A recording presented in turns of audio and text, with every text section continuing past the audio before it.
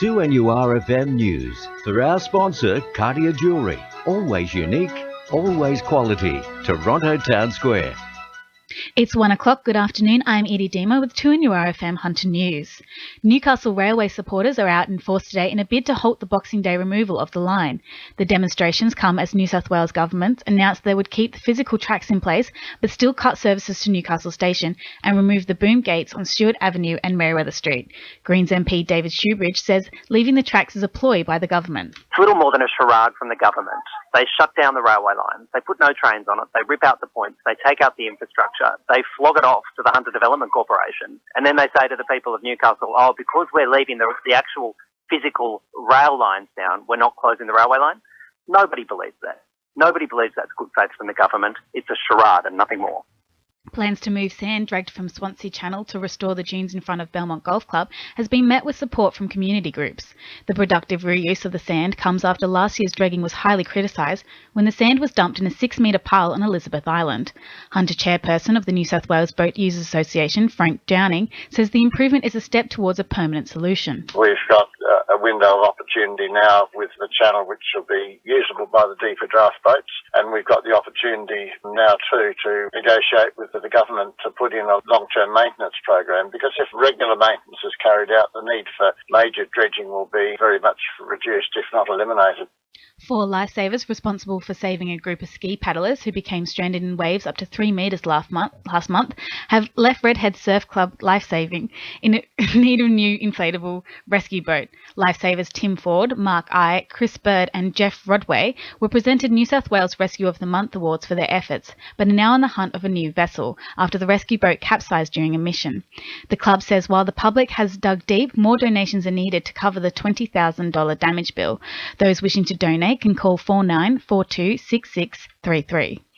A ban on solariums has been widely supported by the Hunter and wider Australian community, according to Cancer Council survey. Responses from 6,300 Australians revealed that 80% of adults and 70% of adolescents agreed with the decision to ban the tanning method, known to increase risk of skin cancer. The ban is set to start in the new year.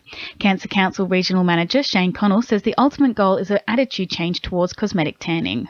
It'll be illegal for them to operate. And really that's about changing what the community expectations is around solaria and around, healthy tanning and all those kind of misconceptions. We know we have one of the highest rates of skin cancer in New South Wales, here in the Hunter region. So it's a really important step, and we're just so thrilled that our campaign was successful. Hunter road users were yesterday paying an average of 16 cents more for their regular unleaded fuel than in the state's capital. More than half of Sydney petrol retailers are pricing fuel under $1.18 per litre, with some independent retailers offering prices as low as $1.12 per litre. NRMA Director Carl Loades said Hunter petrol businesses are unnecessarily overcharging customers.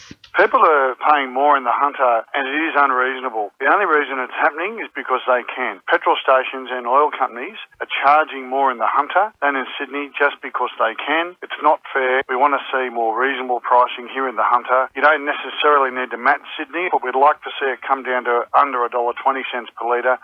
Road safety in the Hunter is getting a boost thanks to the New South Wales Government's new $1.6 million grants incentive, encouraging community involvement in delivering grassroots projects. Liberal member of the Upper Hunter House, Scott MacDonald, is urging people to consider local safety issues such as drink and drug driving, poor signage, or lack of awareness and submit their applications by February 21st, 2015. Grants range from $5,000 to $30,000.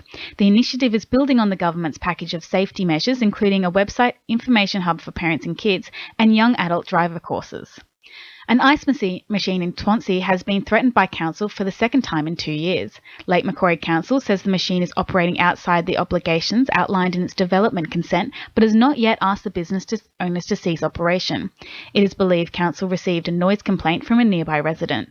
Ice machine owner Peter Skyropoulos says he has complied with council in the past. They gave me the same court order before. They made me shut down and do a full formal DA assessment, which prior to that they said I didn't require a DA assessment, which I did all that.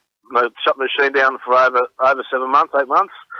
And then, I've done a DA, it's all come together, and I've turned it back on, and now they want to shut me down again. In finance, the All Ords are down 34 points. 4.4 points at 53.79, and $1 Australian dollar is buying 81.30 US cents. Now with sport, here's Belinda Della Harris. The Hunters soccer community is in mourning following the loss of former Socceroo and Olympian John Pettigrew after a 3-year battle with illness. Pettigrew represented Australia at the 1956 Melbourne Olympics, as well as earning his stripes at the state level for New South Wales. He played 320 first-grade games. Newcastle Jets stars Hayley Crawford and Emily Van Egmont are preparing for the 2015 World Cup after being named in an interim Matildas squad. Meanwhile, the Jets boys have finalised a release for Northern Ireland international Johnny Steele. And Port Stephens, Dungog and Patterson all recorded wins on Maitland A-grade cricket's final Saturday for 2014. That's sport. I'm Belinda Della Harris. 2 in your RFM news time is 1:05.